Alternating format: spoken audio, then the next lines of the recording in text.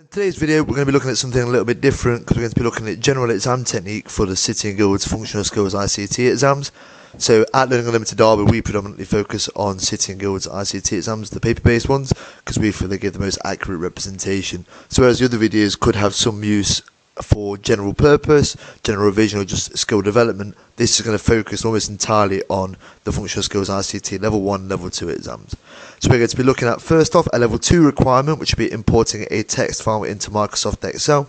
We're going to look at bookmarking and saving of web pages, which comes up at Level 1 and Level 2, as well as the end of the exam when they ask you to organise your files, which again is a Level 1 and a Level 2 requirement. There'll be time codes in the description if you're doing Level 1 and you want to skip over the first section. So one of the first things that we need to look at in terms of exam technique for the Functional Skills ICT exams is how we'd get our data into our spreadsheet in order to be able to complete our Excel questions. So in our previous basic Excel and if and nested if videos, we already had the data prepared, so we had it in a spreadsheet format already. So what we're going to look at here is when we're given the text files within the exam, how we'd go about getting that into Excel ready to use. This only applies to the Functional Skills ICT Level 2 exams, because at Level 1 they give you things in the format that you need them. Now I'm using Microsoft Office 2016, so mine's going to look a certain way, but if you've got Office 365 it will be a little bit different. I'll try and point out where those differences are as best as I can. We are going to have a text file that we need to import, so we're going to go to our Data tab and we're going to choose From Text on the side here. In Office 365 this will say New Query or Get External Data or something like that, and you're just going to go on that and choose the relevant options. When you do that in Office 365 it will come up with something that looks a little bit different to what we're about to get. So when we choose From Text, it's going to ask us to navigate and find wherever it is that our data is. So I'm just going to pick something random here to begin with. You'll do. And when you choose that text file, if you wait a second, mine's going a little bit slow today for some reason, it will pop up with your text import wizard.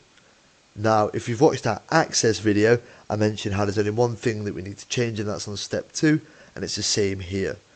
In your exam, you will always be given your stuff delimited, and it will always be delimited by a character.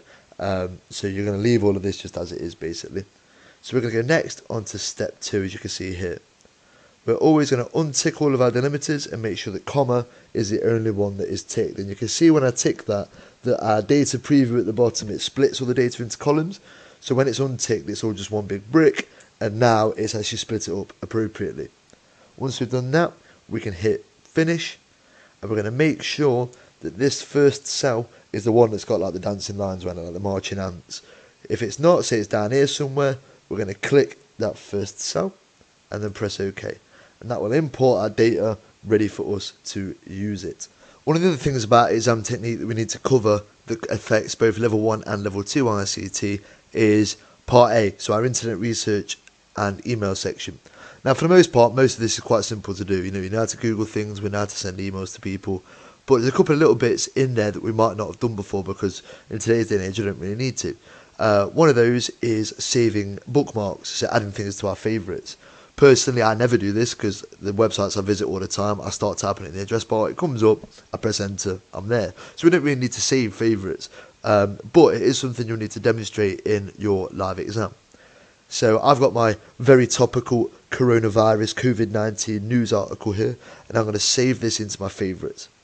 Now, to do that, I'm using Google Chrome, because if you're doing this exam on one of our laptops, all of our firewall settings and infrastructure is just set up better for Chrome.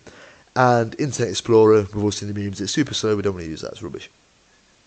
So, we're going to add this to our favourites by pressing this little star at the side of our address bar. And it will prompt me to add a bookmark. From an exam point of view, we'd print screen that, and we'd be given an evidence document like so, and we'd paste it in there because then the examiner can see evidence that we have saved this to our bookmarks. As well as that, we also need to be able to physically save a web page. So that means to take this website and save it as a file in our folders, normally ready for us to attach it to our email for second question of part A. To do that, in Chrome, I'm either going to press the 3 dots in the top right corner, More Tools, and Save Page As, or I can use Ctrl and S on the keyboard, which is like your standard sort of save shortcut.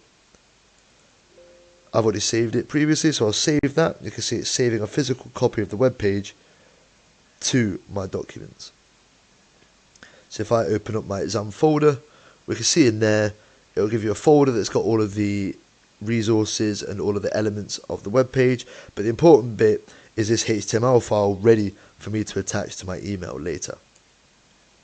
Now the final bit of exam technique we need to cover is at the end of the exam when it asks you to organise your files that you've used and those you have created. So here, for example, say by the time I finish this exam, I'll have my evidence document, a spreadsheet I've made, my mail merge letter, and all of the little bits that they're giving me at the start of the exam, and I'll need to organise these somehow. It might seem self-explanatory, but if you're like not a naturally organised person like me, it might be a bit tricky to think how you're going to do this. So what I always tell my learners to do is make 2 new folders, one for the files that you have used and one for the files you've created. And I'm doing that by just right clicking, going on new and folder. Now the reason I split it up like this is because of the wording of the question in the exam, where it asks you to organise the files you have used and those you have created. So I always take that as a hint as to meaning that's how they want it setting up. And all I'll do is everything I've made, so my spreadsheet and my letter will go in created, and my pictures and my text files will go in used. And I'll put the website in there as well, why not? Now, in your exam, you won't be able to move your evidence document because you will need to print screen this, so the outsides of your folders, and pop that into your evidence document.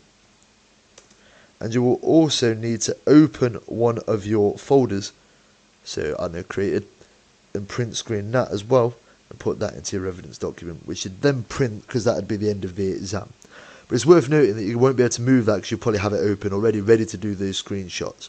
But as long as you've organised it like so, that should give you the marks that you need to get the marks for the last bit of Part B and the first bits of Part A as well.